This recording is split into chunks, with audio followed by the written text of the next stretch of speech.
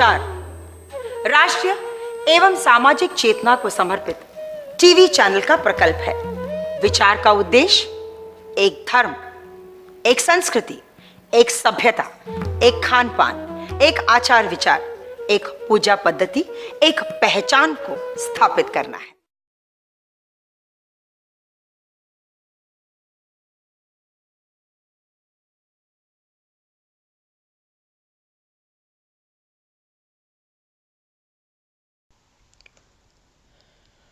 There are certain clear foundations of human excellence.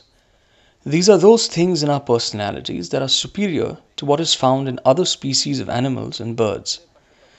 There are 4 distinguishing characteristics that are clear. The first is our beautiful hands with their opposable thumbs. Secondly, our sophisticated power of speech.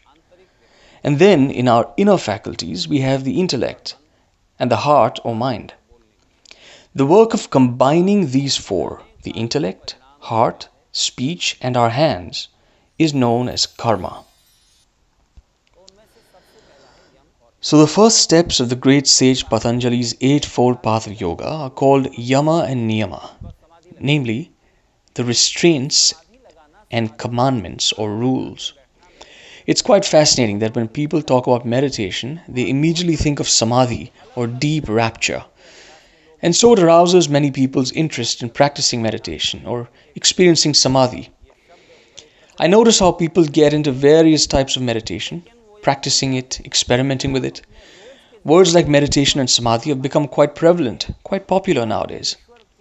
But what these students forget is that if one does not apply the restraints and commandments in one's daily living, then one won't be able to take a single step towards attaining godly bliss. Regardless of whether one tries 1,000 ways to control the mind, focus the mind, experience meditative states and whatnot, you will ultimately fail.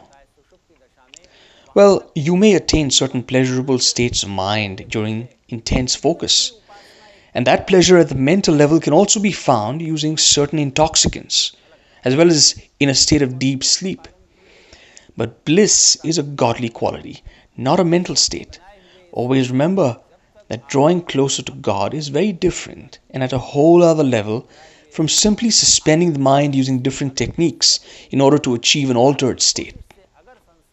To aspire to God's bliss without implementing His restraints and commandments, or to live in God's created universe without performing one's duties, to be in this world without dedicating oneself to giving peace and pleasure to others, or to reducing another's pain and sorrow, to think that one can turn away from these commitments and simply focus on mental techniques to attain samadhi, such a conception is the deepest spiritual darkness. Imagine an indifferent man wrapped up in his own need for release, in his own pursuit of pleasure, drowns himself in intoxication of some kind or some emotional mellow, and does nothing else. Now imagine another selfish person who meditates for his own pleasure, but does nothing altruistic, nothing for others, for his society, doesn't spare a thought for Mother Nature or for this universe. All said and done, is there any basic difference between these two people? Please note that the two are acting out at the same level. Both are consumed with a non-altruistic, selfish purpose for their own pleasure, or tied up in their own emotional preoccupations.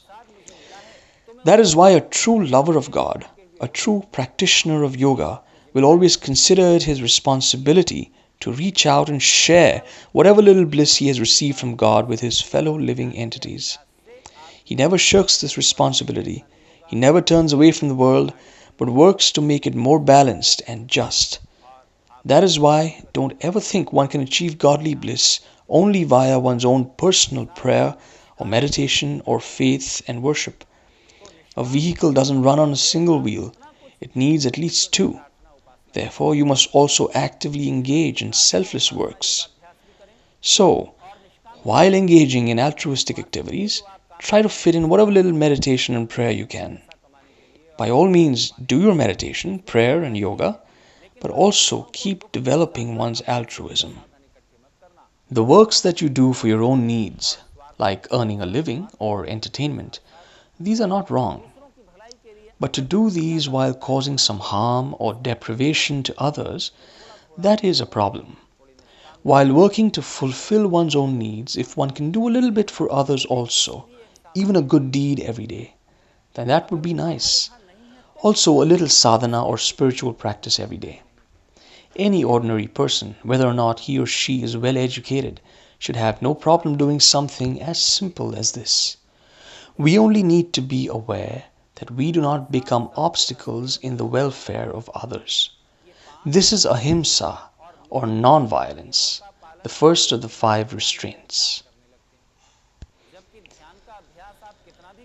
Non-violence, honesty, not stealing, continence, and non-obsessiveness. These are the 5 restraints.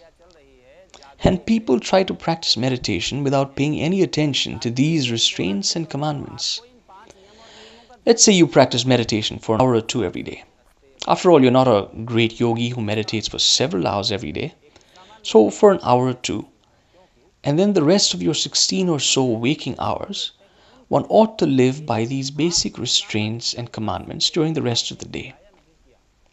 Non-violence, honesty, not stealing, continence, and non-obsessiveness.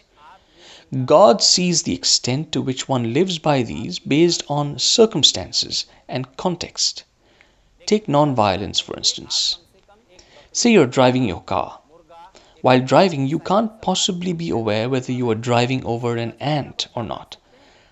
But as a driver, you can at least be sensitive to pedestrians, or children in a neighborhood, animals along country roads, and so on.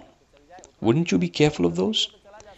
But while walking, one can also choose to be aware to not step on smaller living things like a snail, an earthworm, a line of ants, and so on.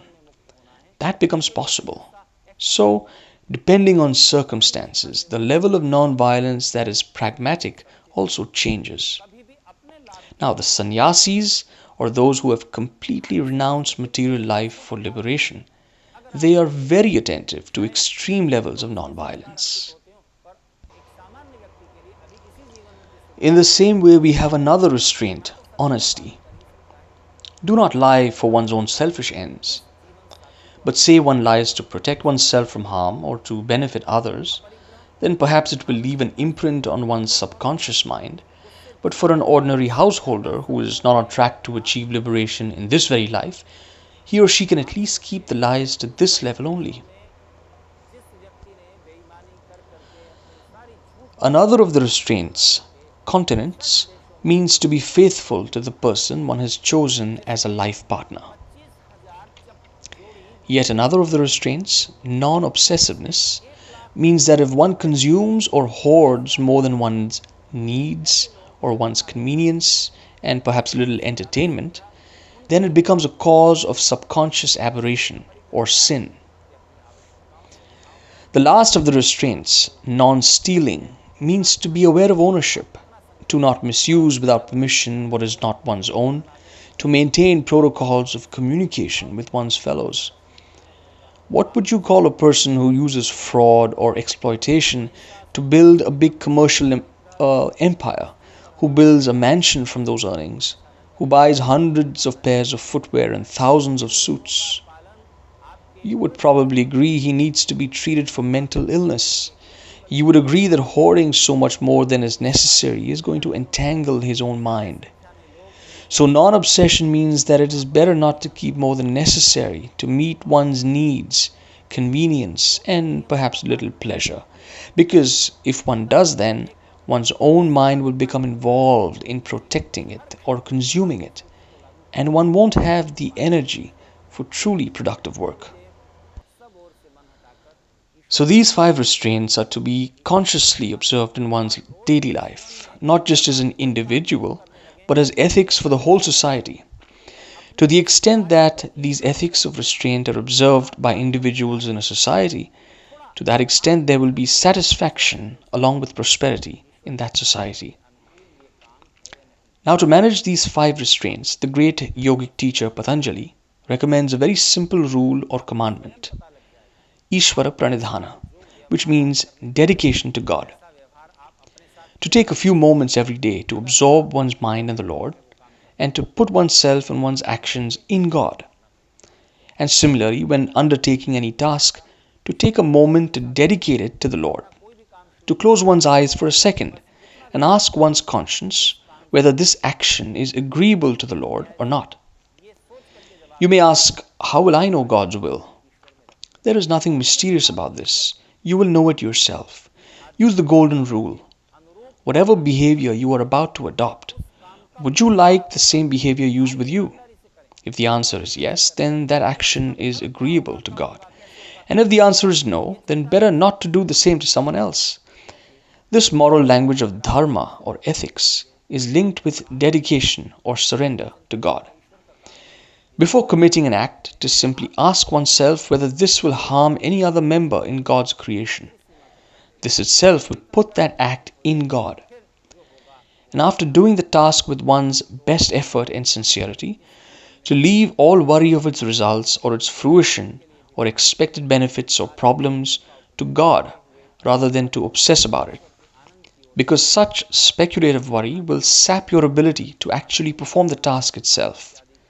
Such worry is to be left to the Lord, and one's duty is to execute the task to the utmost limit of one's intelligence and power, leaving all worry about the results to the Lord.